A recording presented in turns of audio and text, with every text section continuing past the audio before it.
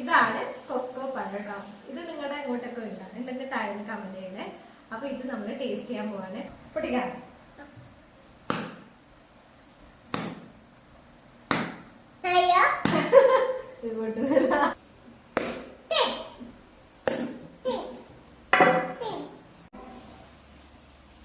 മഞ്ഞക്കള കഴിക്കണ്ടല്ലോ. നല്ല ഐസ്ക്രീം പോലെ ഉണ്ടല്ലേ. ടേസ്റ്റ് ചെയ്യാല്ലേ. ഇത് ഞാൻ മുന്നേ കഴിച്ചിട്ടുണ്ട്. ഇത് എന്ത് ടേസ്റ്റ് ആണ്? നമ്മളെ ഇതുണ്ടല്ലോ ചക്കപ്പഴം, സീതാപ്പഴം, അതിന്റെ ഒരു ടേസ്റ്റ് പോലെയാണ് നമുക്ക് തോന്നുന്നത്.